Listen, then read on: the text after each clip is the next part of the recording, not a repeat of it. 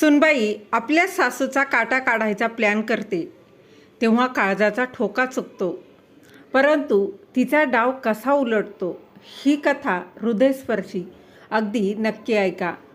एका घरात जिथे सुखाचे दिवे लागायला हवे होते तिथेच द्वेषाचा अंधार पसरला होता.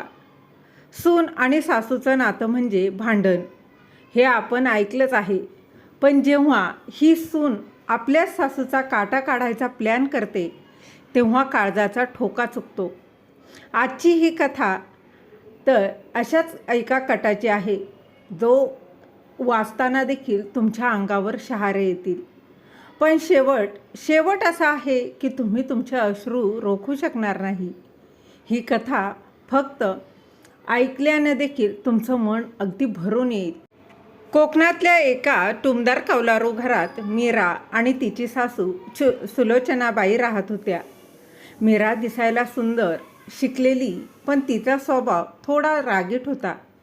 सुलोचनाबाई जुन्या वळणाच्या, त्यांना प्रत्येक गोष्ट वेळेवर आणि शिस्तीत लागणारी. मीरा, अगं चहा उकळून कडवट झालाय, किती वेळा सांगायचं तुला.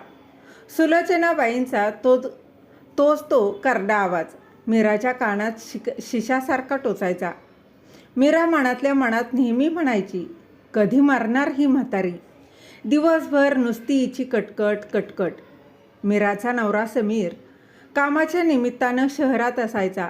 घरी फक्त या दोन स्त्रिया, मीरा आणि तिची सासू सुलोचनाबाई.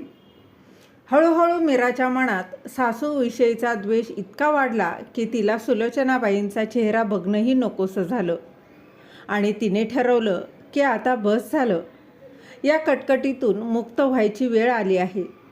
मीराने गुपचूप एका जुन्या वैद्यांकडून मंद विष आणलं.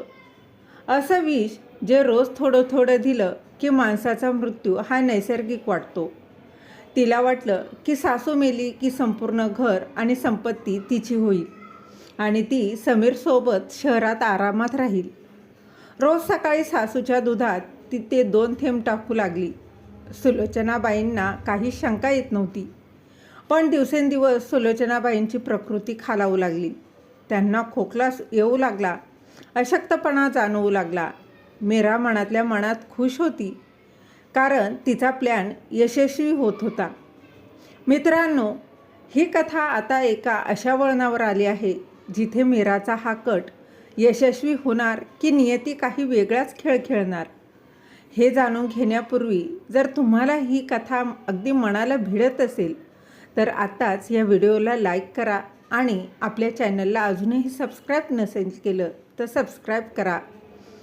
तर अगदी बघा, ही कथा हृदयस्पर्शी आहे.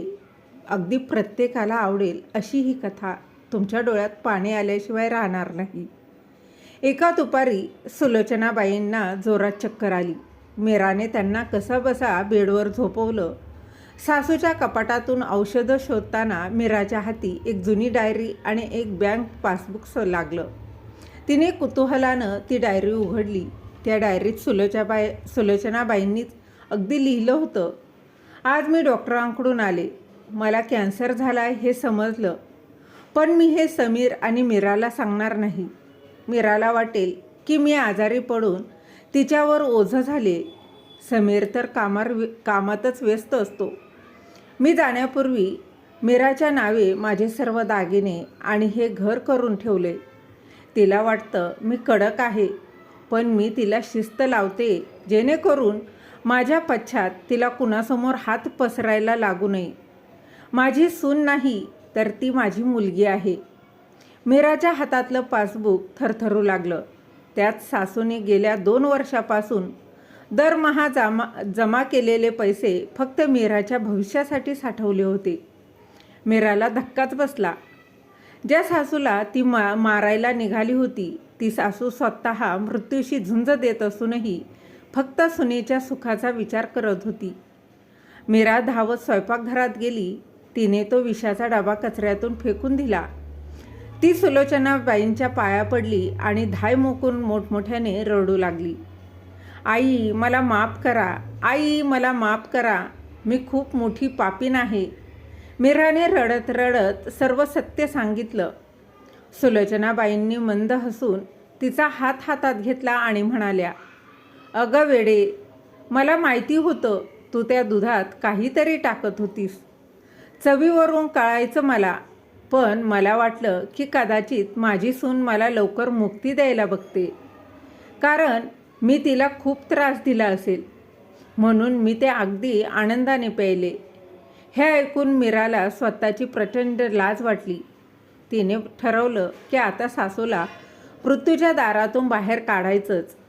पुढचे 6 महिने मीराने सासूची अशी काही सेवा केली की डॉक्टरही थक्क झाले.